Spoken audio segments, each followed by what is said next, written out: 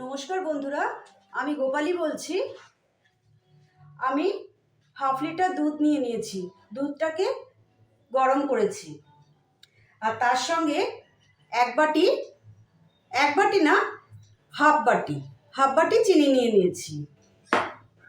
আর সঙ্গে দুধটা আগেই আমি ফুটিয়ে রেখেছিলাম। দুধটাকে ঠান্ডা করে আমি কর্নস্টার্চ মিশিয়েছি, বা কেউ বলে কর্নফ্লাওয়ার। এই যে এটা আমি মিশিয়েছি আর তার সঙ্গে কিছু ফল নিয়েছি। এটা একটা মিষ্টি ফলের ডেজার্ট তৈরি করব। দেখুন আমি কিভাবে এটাকে তৈরি করছি। আমার দুধটা বসিয়ে রেখেছিলাম, দুধটা উতলান এসে গেছে। দুধটাকে একটু ঘন করে রেখেছিলাম, দুধটা ঘন হয়ে গেছে। এবার আমি পরিমাণ মতন চিনি দিচ্ছি।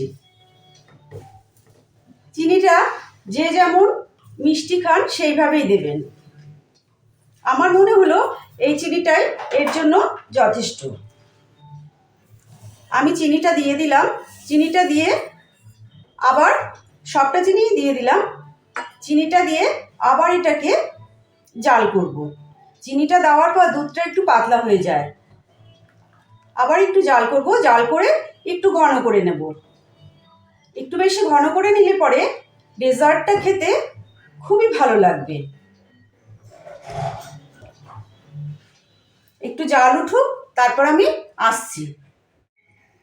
দুধটা আমার জাল উঠে গেছে।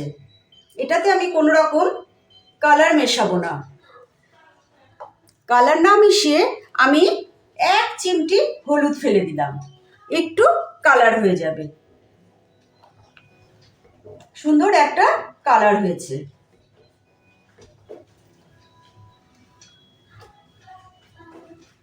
এটাতে আমি ঠান্ডা করা দুধের মধ্যে এই চামচটা দিয়ে 2 চামচ কর্নস্টার্চ মিশিয়েছি।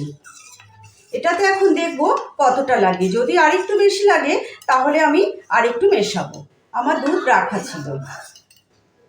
এটা আস্তে আস্তে করে আমি সিমে করে দিয়েছি। এই রকম সিমে করে দিয়ে এটাকে আমি এখন অল্প অল্প করে ছাড়বো। 2 চামচ করে দিলাম আর একটু এটাকে বাড়িয়ে দিলাম। বাড়িয়ে দিয়ে এটাকে জাল করব। এটা ক্রমাগত নাড়তে থাকতে হবে, না হলে এটা নিচে লেগে যেতে পারে।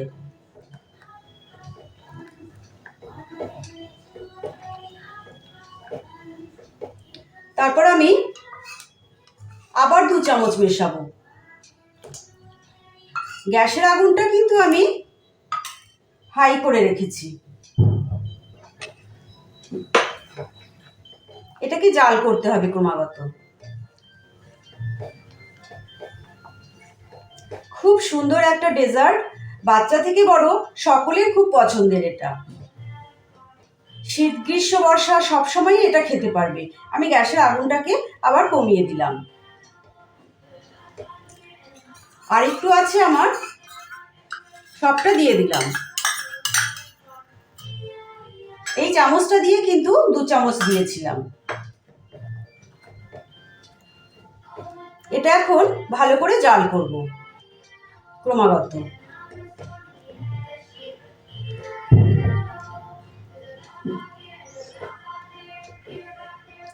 তার জন্য আমি কিছু ফল কেটে রেখেছি।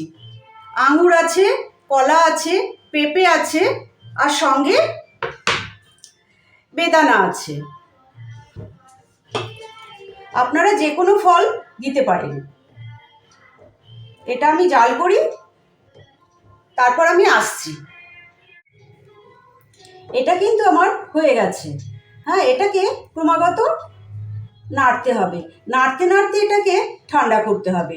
আর যদি এই রকম ঠান্ডা করার জন্য রেখে দেওয়া হয় তাহলে কিন্তু এটা জমাট বেঁধে যাবে, নিচে লেগে যাবে। তাহলে কিন্তু ডেজার্টটা ভালো তৈরি হবে না। তো আমি এটাকে ক্রমাগত নাড়ছি। আমি আধ ঘন্টা পরে আবার আসছি। আধ ঘন্টা এটাকে নেড়ে নিয়ে তারপর ঠান্ডা করে আমি আসছি। এইদিকে আমার কনস্টার্সটা একটু ঠান্ডা হয়ে এসেছে, আর আমি এই ট্রের মধ্যে ফলগুলো সব বিছিয়ে নিয়েছি। এদিকে কলা আছে, বেদানা আছে, আঙুর আছে, পেঁপে আছে। যার যেমন খুশি তেমন ফল দিতে পারেন, কিন্তু এই কর্নফ্লাওয়ার দিয়ে যে এটা বানানো হলো ডেজার্টটা, এটা কিন্তু একটু ঠান্ডা হওয়ার পরেই ফলের মধ্যে দেবেন। এখনো এটা ঈষদুষ্ণ গরম আছে। এটা আমি ঢেলে দিচ্ছি।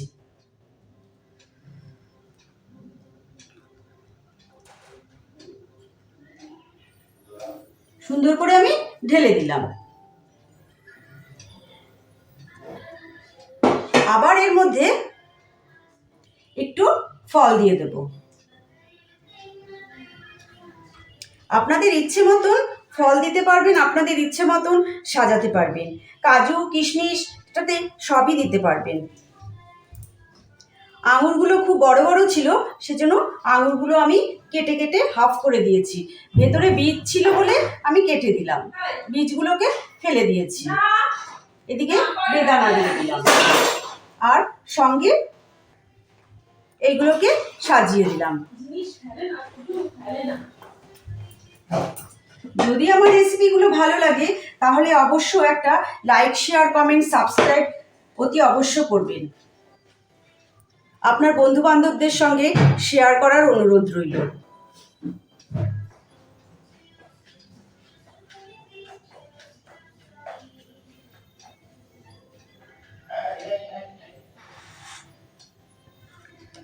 কর্নফ্লাওয়ার দিয়ে ডেজার্ট আমাদের তৈরি হয়ে গেল। খুবই লোভনীয় এটা। যত ইচ্ছে তত খেতে ভালো লাগবে। এটা হয়ে গেল সম্পূর্ণ। এটা এখন ফ্রিজে 4 ঘন্টার জন্য আমি রেখে দেব।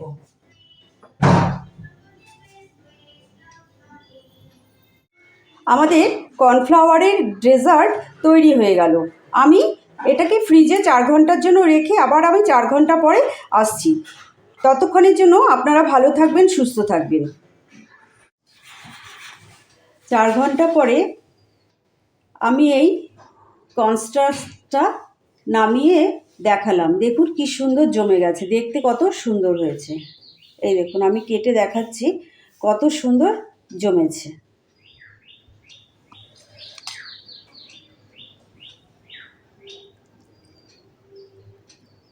ভেতরে খুব সুন্দর ফলগুলো দেওয়ার ফলে খুব সুন্দর দেখা যাচ্ছে। আবার একটা নতুন কোনো রেসিপি নিয়ে আগামী দিন আসবো।